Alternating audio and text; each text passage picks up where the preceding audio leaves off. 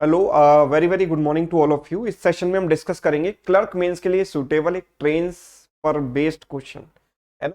Trains पर based questions exam में आते हैं और हम यूजुअली ट्रेन्स में जो है क्या चार पांच फॉर्मूले पढ़ते हैं, चार पांच केसेस पढ़ते हैं और उसी पर बेस्ड क्वेश्चंस को सॉल्व करते हैं। लेकिन कई बार क्या है कि हमें कुछ एक्स्ट्रा दिमाग भी लगाना पड़ता है, तो वो देखते हैं इस सवाल में, है ना। तो ये सवाल में देखो, सबसे पहले एक ग्राफ हमको दिया गया है जिसमें दो एक्सेस है, एक है एक्स एक्सिस और एक है वाई एक्सिस। एक्स एक्सिस पर आपको दी गई है स्पीड, है ना, और इन किलोमीटर पर आवर, और वाई एक्सिस पर आपको दी गई है length of different train in metres, length in metres. तो जैसे मैं ट्रेन ए की बात करूंगा तो ये वाई एक्सिस पर दिया गया 500 मीटर इसकी लेंथ है, और एक्स एक्सिस पर आपको दिया गया 20, तो 20 किलोमीटर पर आवर इसकी क्या है, स्पीड है। ठीक है, इसी तरीके से आगे भी आपको कुछ इंफॉर्मेशन यहाँ पर दी गई है, तो वो इंफॉर्मेशन क्या है आप देख लीजिए। यहां पर सबसे पहले आपको एक पाई चार्ट दिया गया है। Pie chart shows the population of each train, मतलब किस ट्रेन में कितने कितने यात्री ट्रेवल कर रहे हैं।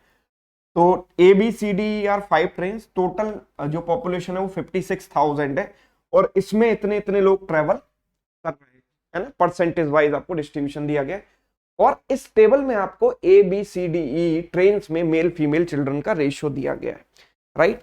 लेकिन कहानी अभी खत्म नहीं होती है, यहां पर आगे भी आपको एक बार ग्राफ दिया गया है जहां पर आपको डिफरेंट प्लेटफॉर्म्स की लेंथ दी गई है, right. Length of platforms P Q R S and T. ठीक, चलिए, तो सबसे पहले हम यहां पर सवाल देखते हैं। क्वेश्चन क्या है, देखो पहला क्वेश्चन आपके सामने है। Platform P and Q R 60 kilometre apart from each other. Train A starts the journey from platform P, starting point of the platform, and train B starts the journey from Q, starting point of platform. At what time will they meet each other? कितने समय में ये एक दूसरे को मिलेंगी, right. ठीक है, तो कितने समय में ये मिलेंगी, तो और यहां पर आप स्टेटमेंट में एक चीज और ऐड कर सकते हैं कि they are moving towards each other, एक दूसरे की तरफ आ रही है मिलने के लिए, है ना। तो कितने समय में ये मिलेंगी, तो आप देखिए, अब यहां पर आपको देखो ये डिस्टेंस भी कंसीडर करनी पड़ेगी, प्लेटफॉर्म की लेंथ भी कंसीडर करनी पड़ेगी, और ट्रेन की लेंथ भी कंसीडर करनी पड़ेगी। और सवाल ये आता है कि क्या यहां पर आपको ट्रेन की और प्लेटफॉर्म की लेंथ कंसीडर करनी चाहिए, है ना। यहां पर आप एक चीज और ऐड कर सकते हैं, they are moving in opposite direction.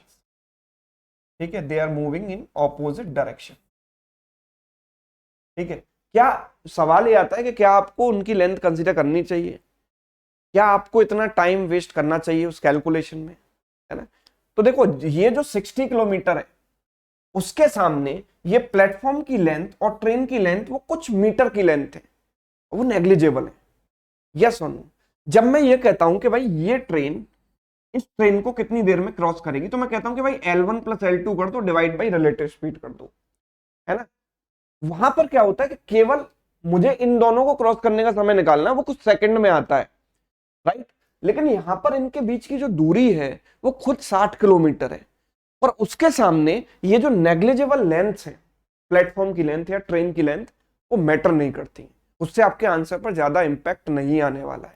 जैसे कि हम जब ये केस लेते हैं कि ट्रेन क्रॉसिंग का कार, है ना, ट्रेन जब कार को क्रॉस कर रही है तो क्या हम ट्रेन की लेंथ के सामने कार की लेंथ को भी कंसीडर करते हैं? नहीं करते। क्यों नहीं करते? बिकॉज ट्रेन की लेंथ काफी ज्यादा होती है, कार की लेंथ उसके सामने काफी कम होती है। अगर हमको बिल्कुल ही एक्यूरेट आंसर निकालना है तो आइडियली हमको कार की लेंथ को भी कंसीडर करना चाहिए, है ना। पर कंसीडर नहीं करते बिकॉज उससे आंसर पर ज्यादा इंपैक्ट नहीं आने वाला। तो इस टाइप के सवाल में आप भी याद रखिए कि जब उनके बीच की दूरी 60 किलोमीटर आपको दी गई है तो उसके सामने ये छोटी मोटी जो लेंथ है वो मैटर नहीं करती, उससे आपके आंसर पर कोई इंपैक्ट नहीं आएगा। तो मैं सीधे सीधे ये डिस्टेंस ही कंसीडर करूंगा 60 किलोमीटर, और कंसीडर करूंगा इनकी रिलेटिव स्पीड। तो ट्रेन बी की स्पीड आप देख पा रहे हो 20 से 2 कम यानी 18 है, और ए की है 20, तो 20 प्लस 18, 20 प्लस 18, तो it is 60 by 38, that means it is 30 upon 19, 30 upon 19, that means 19 one जा 19 बचेगा 11, 19 6 जा 114, तो 1.6 hours, that means 1 hour, and 0.6 hours का मतलब 0.6 इंटू 60, 0.6 इंटू 60 मतलब 36 मिनट्स, 1 घंटा 36 मिनट, राइट। तो इनफैक्ट अगर आप इनकी लेंथ को कंसीडर भी करते तो भी आपका आंसर 1 घंटा 36 मिनट और कुछ सेकंड आ जाता, है ना, तब भी तो आपका आंसर 1 घंटा 36 मिनट ही रहता। कुछ सेकंड से आपका आंसर 1 घंटा 54 मिनट तो नहीं पहुंच सकता था, राइट। तो दैट्स वाई आपको ये डीआई में खास तौर पर ध्यान रखना है कि कौन सा डेटा आपके काम का है, कौन सा आपको रिजेक्ट करना है, राइट। काम का डेटा लेना जरूरी है, उससे उतना ज्यादा जरूरी है ये समझना कि कौन सा डेटा हमको नहीं यूज करना है। अब आप अगर आप इसमें प्लेटफॉर्म की लेंथ और ट्रेन की लेंथ भी इस्तेमाल करते तो आपकी कैलकुलेशन ज्यादा हो जाती, समय ज्यादा लगता, राइट। चलिए, तो होपफुली ये पॉइंट आपको समझ आया होगा पहले क्वेश्चन में।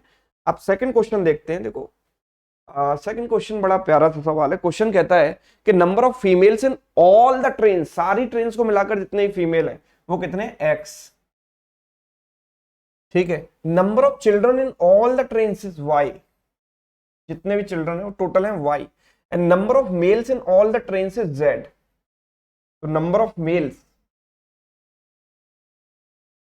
इन all the train is Z, ठीक है। Now find Z is how much percent less और more than sum of Y and X. तो सवाल देखकर आपको लगेगा कि बड़ा ही कैलकुलेटिव क्वेश्चन है ना, क्योंकि आपको फिर सब में ए बी सी डी सबकी पॉपुलेशन निकालनी पड़ेगी, उनको इस रेशियो में डिवाइड करना पड़ेगा, फिर आपको total male, total female, total child add करने पड़ेंगे और उसके बाद आप इस सवाल को कहीं जाकर सॉल्व कर पाओगे। तो it's going to take whole lot of time. तो इसके लिए आपको क्या करनी चाहिए, अगर आप वो कैलकुलेशन अवॉइड करना चाहते हैं तो you should have some knowledge of ratio and proportion. Ratio का इस्तेमाल आप करेंगे सबसे पहले, मतलब जो आपको मैंने ट्रिक सिखाई हैं ग्राफ्स में, शॉर्ट वीडियोस इतने सारे डाले हैं, उन सब का इस्तेमाल करो इन बड़े बड़े सवालों को सॉल्व करने में। कैसे कि भाई pie chart is nothing but a distribution, and distribution simply means a ratio, right. Distribution का मतलब ही क्या है, रेशियो है। तो अगर मैं इनका रेशियो देखूं तो ए 35 25 ये सब 5 के मल्टीपल है। मैं 5 से इसको काट देता हूँ, 5 से गया ये 7 बार, 5 से गया ये 5 बार, 5 से गया 1 बार, 5 से गया 4 बार और 5 से गया 3 बार। यस, मैंने सबको 5 से कैंसिल कर दिया, राइट। विजिबल है सभी को, यस। 5 से मैंने सबको कैंसिल कर दिया, तो ये इनका एक्चुअली रेशियो है 7:5:1:3, राइट। अब जरा यहां पर आप टोटल देखो, टोटल है 7 + 5 12 + 2 14। ये भी आप देखेंगे तो 3 + 5 + 3 8, ये है सॉरी 4 + 3 7, ये कितना है, ये है 4 और ये है 14 और ये कितना है 14। तो सारे जो सम है, मतलब ये वाला, इनफैक्ट ये वाला भी, ये वाला भी और ये वाला भी, ये सब 7 या 14 है ना। 3 तो इनमें से 14 है और एक 7 है, और ये वाला अगर मैं देखूं तो ये केवल 4 है, राइट। तो मुझे क्या करना है, मुझे इन सारे जितने भी सम है इनको इस रेशियो में लेकर आना है, तो मेरा काम बन जाएगा, है ना। Then I can directly pick the values from this ratio, एक बार बस ये रेशियो सेटिस्फाई हो जाए। तो मैं क्या करता हूं कि सबको पहले 14 बना लेता हूं, क्योंकि 3 तो इनमें से ऑलरेडी 14 है, तो मेरा काम आसान हो गया, है ना। और ये जो है ये कितना है 7 है, तो इसमें मैंने 2 से मल्टीप्लाई कर दिया तो ये 14 बन गया। ये पहले से ही 14 है, ये भी 14 था, ये भी 14 था। और अगर इसको मैं देखूं तो ये कितना है 4 को 14 बनाने के लिए मुझे आई थिंक 4 का 3.5 टाइम्स होता है ना। 3.5 का डबल 7, 7 का डबल 14, तो 3.5 × 4 इज 14। तो अगर 4 को मैं 3.5 से मल्टीप्लाई कर दूंगा तो it will become 14, right. Now I want to convert all these ratios and try to bring them in this ratio. तो इस रेशियो में अगर मैं इनको लाना चाहता हूं इनके सम को, तो मैं 7, 5, 1, 4 एंड 3 से मल्टीप्लाई कर देता हूं। यहां मल्टीप्लाई करता हूं 7 से, यहां मल्टीप्लाई करता हूं 5 से, यहां 1 से, यहां 4 से, और यहां मल्टीप्लाई करता हूं 3 से। 7, 5, 1, 4, 3 से मैंने यहां पर कर दिया इनको मल्टीप्लाई, राइट। 7, 5, 1, 4, 3 से। अब आप जरा देखो कि यहां पर ए की वैल्यू क्या आई, ए में मेल, फीमेल और चिल्ड्रन। 7 से मल्टीप्लाई किया तो ये आ गया 49, राइट। 7 × 5 35, 7 × 2 14, ठीक है। बी में अगर हमने देखा तो बी में इट बिकम्स 5 × 2 10 से ओवरऑल आपको मल्टीप्लाई करना है, तो 10 से मल्टीप्लाई करोगे तो 30, 20 एंड 20 आ गया। अगर सी ट्रेन की बात करें तो 3.5 × 1 इज 3.5 × 2, 3.5 × 2 इज 7, देन 1 1 यानी 3.5 3.5, राइट। अगर हम डी की बात करेंगे तो डी में क्या होगा, 4 से मल्टीप्लाई करेंगे, 7 इंटू 4 28, 3 इंटू 4 12, 4 इंटू 4 16। एंड ई की अगर हम बात करें 3 से मल्टीप्लाई करेंगे 15, 18 एंड 3 इंटू 3 9, राइट। इनसे हमने मल्टीप्लाई कर दिया तो ये रेशियो भी सेटिस्फाई हो गया और ये वैल्यूज भी मेरे पास आ गई। तो टोटल मेल्स कितने आ रहे हैं, आप बस इनको ऐड करोगे। तो टोटल अगर आप इनको ऐड करोगे तो ये कितना आएगा, देखो 9 प्लस 7 16, 16 प्लस 8 24 प्लस 5 29, कैरी हो गया 2, 4 प्लस 2 6, 6 प्लस 3 9, 9 प्लस 3 12, 129 हो गया, राइट 129। अगर हमने इसको देखा तो ये कितना हो गया, देखो 35, देखो 12 प्लस 18 हो गया 30, 30 plus 20 50, 50 plus 35 is 85, 85 plus 3.5 is 88.5, right. And what about this, ये 16 plus 14 is 30, 30 plus 20 50, 50 plus 9 59 plus 3 59 plus 3 62 and 0.5, right. अब मुझे क्या चाहिए, मुझे यहाँ पर चाहिए z is how much percent less और more than sum of y and x। तो हमने यहाँ पर z को कंसीडर किया और x प्लस y किया, राइट। z को कंसीडर किया और x प्लस y किया, तो z is how much, z is 62.5। What is z, z is number of mails, sorry number of mails क्या है यहाँ पर, नंबर ऑफ मेल्स है 129।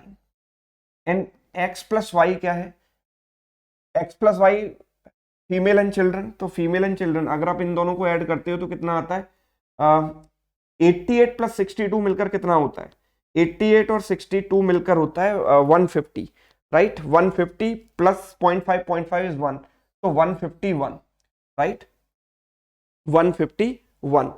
तो ये वैल्यू अगर हम इसको देखें z is how much percent less और मोर, तो डेफिनेटली ये वैल्यू इससे लेस है। कितनी लेस है, तो अगर हम यहाँ पर देखेंगे तो 22 का डिफरेंस है। भाई इन दोनों में डिफरेंस कितने का है, 22 का डिफरेंस है ना, किस पर, 151 पर, 22 बाई 151 इंटू 100, राइट।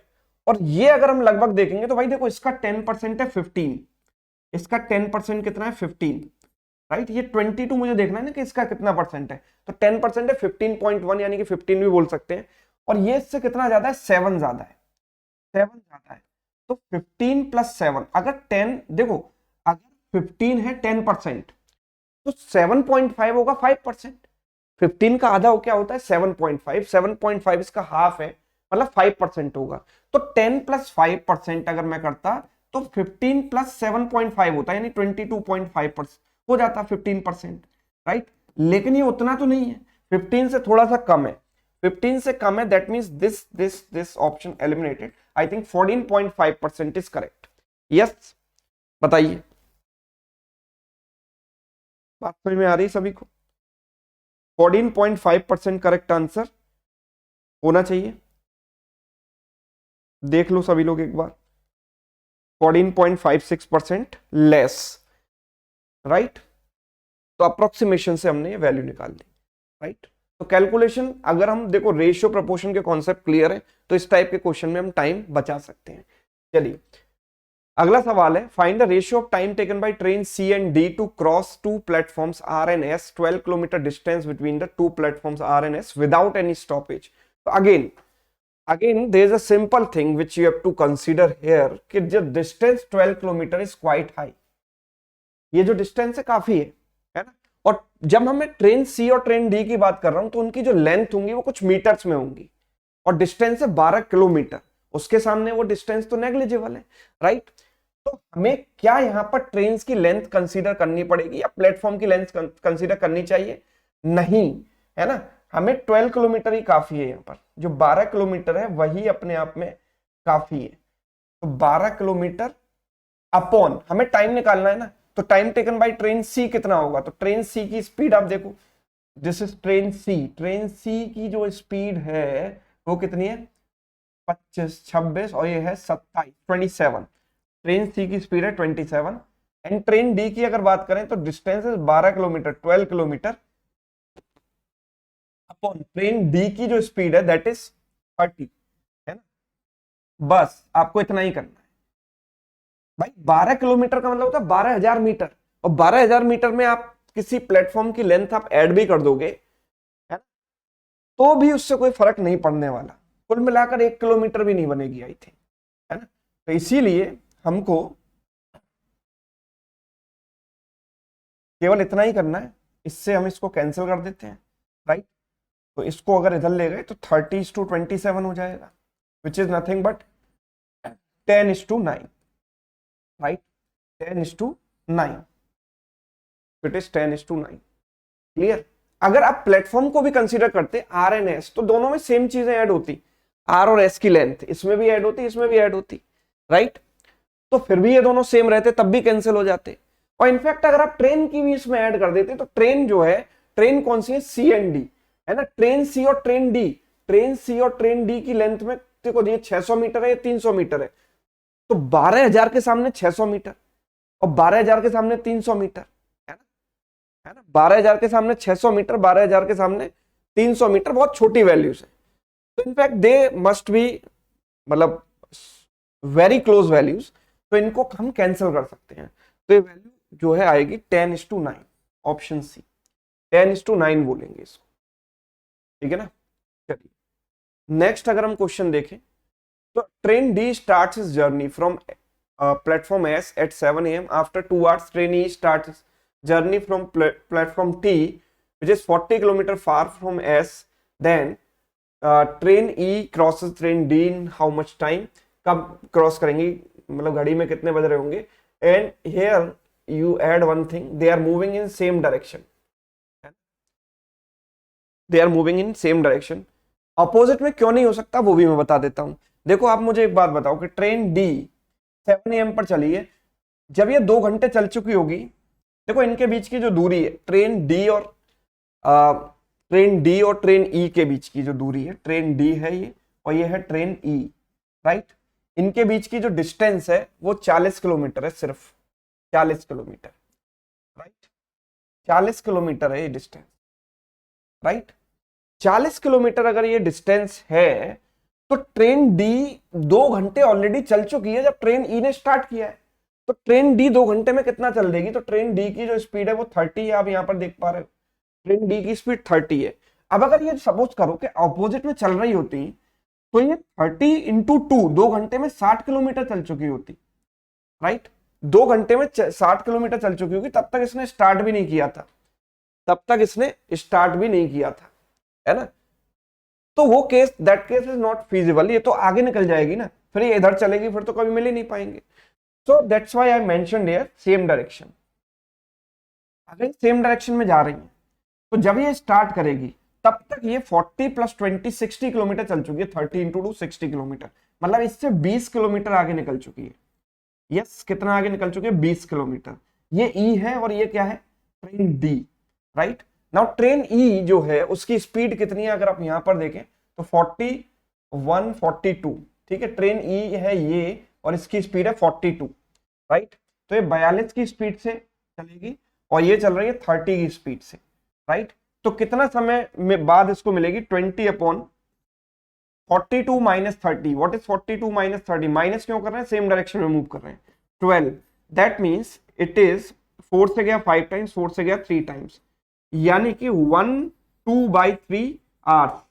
1/2/3 आवर्स मतलब 1 आवर, एंड 2/3 इंटू 60 कर दो तो 40 minutes. 1 hour 40 minutes after what time, 9 AM के बाद, बिकॉज 7 AM के बाद 2 घंटे हो चुके थे जब ये यहां पहुंचे थे। अब 9 AM पर इसने चलना शुरू किया है और ये 9 AM पर यहां पर है, तो 9 AM के बाद 1 घंटा 40 मिनट, मतलब 10:40 पर ये लगभग मिलेंगे। तो मैं इसको 10:42 लगा सकता हूं। 2 मिनट का फर्क क्यों आ रहा है, क्योंकि हमने यहां पर ट्रेन की जो है लेंथ है और प्लेटफॉर्म की लेंथ है वो हमने कंसीडर ही नहीं की है, राइट। भाई मैंने क्या सोचा कि ट्रेन की लेंथ और प्लेटफॉर्म की लेंथ कंसीडर करूंगा, वो 40 और 20 किलोमीटर के सामने बहुत छोटी वैल्यूज होंगी, तो उससे मेरे आंसर पर बहुत ज्यादा इंपैक्ट नहीं आने वाला। तो अगर मेरा आंसर 1 घंटा 40 मिनट भी आ रहा है, तो दैट सिंपली मीन्स कि मैं 10:42 इसको आंसर को लगा सकता हूं। यस और नो, बताइए, क्लियर है?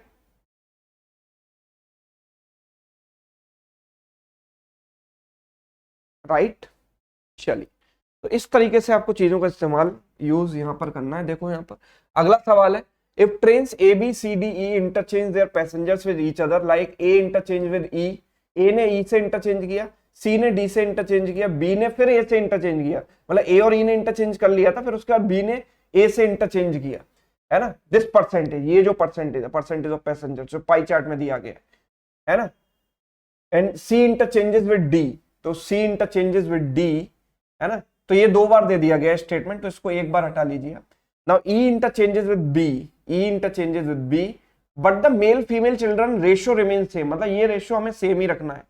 Then find the ratio of total male and total female all the trains, तो ये इंटरचेंज करने के बाद ये डिस्ट्रीब्यूशन चेंज होगा, है ना, ये डिस्ट्रीब्यूशन चेंज होगा, मेल फीमेल चिल्ड्रन का रेशियो वही रहेगा, तो आपका क्वेश्चन करने का तरीका भी वही रहेगा जो लास्ट टू लास्ट क्वेश्चन में हमने किया था, सॉरी इस वाले सेकंड क्वेश्चन में जो हमने किया था, राइट। सेम तरीके से हम इस सवाल को कर सकते हैं कि नहीं, बस ये परसेंटेज चेंज होगा, ये परसेंटेज अगर चेंज होगा मतलब इंटरचेंज होगा तो ये रेशियो बदल जाएगा, लेकिन सिंस ये वैल्यूज हमारी सेम रह रही हैं तो हम इनको जो डिजायर्ड रेशियो है उस रेशियो में ला सकते हैं, है ना। तो टोटल मेल टोटल फीमेल का रेशियो हम यहाँ से निकाल सकते हैं, तो ये आप खुद ही कर सकते हो सॉल्व, है ना। तो कई बार अननेसेसरी डेटा को हमको अवॉइड करना होता है एग्जाम में, सिंपल उतनी बात बताने के लिए DI सेट हमने यहाँ पर डिस्कस किया। बाकी अगर आप बैंकिंग कंप्लीट पढ़ना चाहते हैं 2023 के आने वाले जो एग्जाम्स हैं उनके लिए, तो सबसे बढ़िया मैथ्स का पैकेज है मैथ्स ब्रह्मास्त्र पैकेज। इसमें 4 बैचेस आपको मिल जाएंगे। लक्ष्य बैच है जिसमें complete arithmetic basic to high level, है ना, प्री टू मेन सारे टॉपिक डिटेल में concept wise 0 to hero level cover किए गए। दूसरा इसमें शिखर DI बैच भी है ना, मेंस DI का वीडियो कोर्स है स्पेशल हाई लेवल DI के लिए। SBI PO pre plus mains practice batch है इसमें, और इसमें डायमंड पैकेज है जिसमें आप टेस्ट दे सकते हो अनलिमिटेड, राइट। तो ये 5 चीजें एक ही बैच में, एक ही कंप्लीट कॉम्बो में अवेलेबल है, एंड ये सारे के सारे रिकॉर्डेड वीडियो कोर्सेज हैं, उनका कलेक्शन है, और प्लस एक डायमंड पैकेज भी इसमें है। तो ये 999 इसका प्राइस है, और मैक्सिमम डिस्काउंट के लिए आप SSA10 कूपन कोड का इस्तेमाल करेंगे, 10% डिस्काउंट इसमें अवेलेबल है। तो sumitsaracademy.com वेबसाइट पर जाकर या Sumit sir academy app download करके आप इस पैकेज में एनरोल कर सकते हो और मैथ्स की जबरदस्त तैयारी कर सकते हो, राइट। चलिए, थैंक यू सो मच।